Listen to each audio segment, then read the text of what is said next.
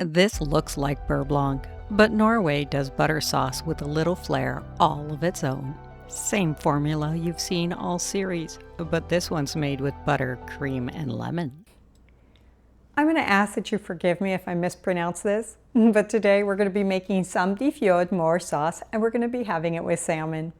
So what is that? It's a Norwegian butter sauce that's rich and light and tangy and surprisingly forgiving. Why don't we get started? It's Norway's take on a Beurre Blanc. Same idea, reduce the acid, mount cold butter. But here, cream gets added for stability, and lemon juice takes the place of the classic wine and vinegar reduction. It's credited to a chef named Otto Fredrik Borchgrevink, who managed the Park Hotel in a town of Sandefjord in Norway, which is where the sauce, of course, gets its name. Otto took the French Beurre Blanc foundation of white wine vinegar, and shallots, and he adapted it to the Norwegian palate, where cream shows up quite often in cooking. So leaning into that wasn't about a substitution, it was about taste.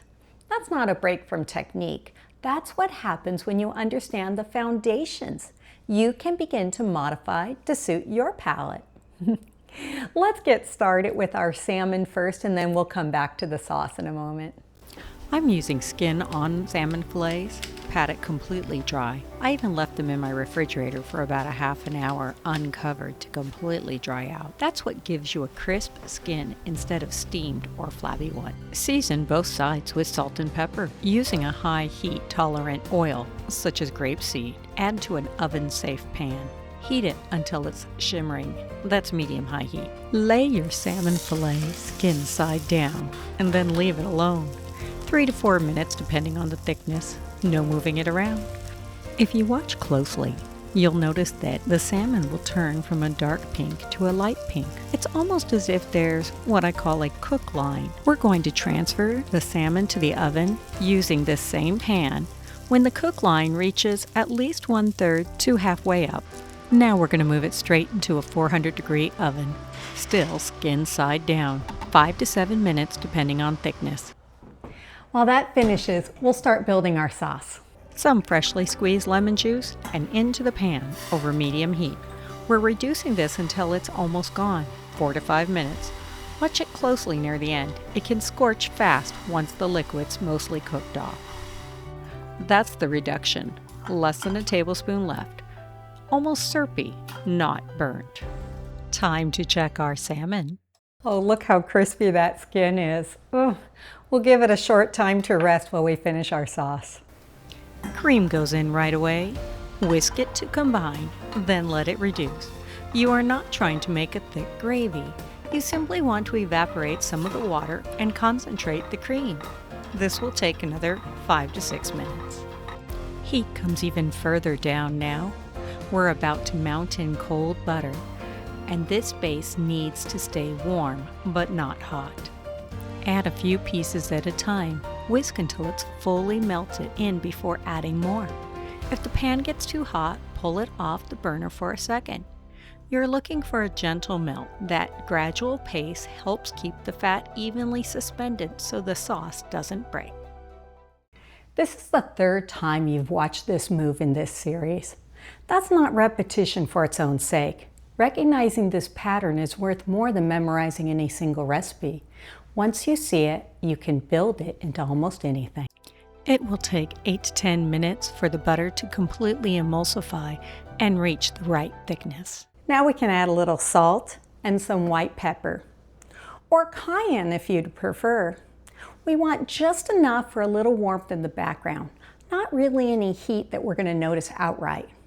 I'm going to make mine the traditional version with the white pepper, but cayenne has become more popular over the years as a possible swap. This is just another way that you can make adaptations, just like sometimes we do with herbs. Like I said, I'm staying traditional today, so I'm adding parsley.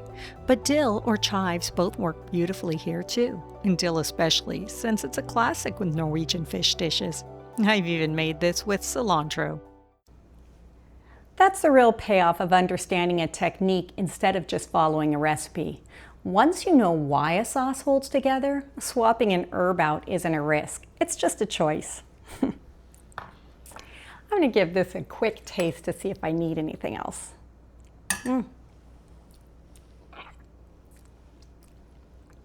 Ooh, nice and bright and rich. I get that lemon zip. Love it. Look at how glossy and creamy this is. Not oily or separated, not even thick like a custard. And this is where Sandefjordsmør separates itself from a standard cream sauce. It may contain cream, but butter is still the star. My favorite part, I get to taste. Oh my gosh, let me make sure that you see how beautiful this is. Look at that. I made sure I got some of the sauce on the potatoes. To grate in that salmon. Oh, did you hear that crunch? Oh my gosh. Look at that sauce just clinging. Oh,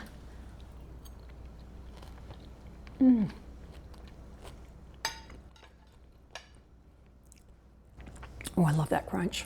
That is so good.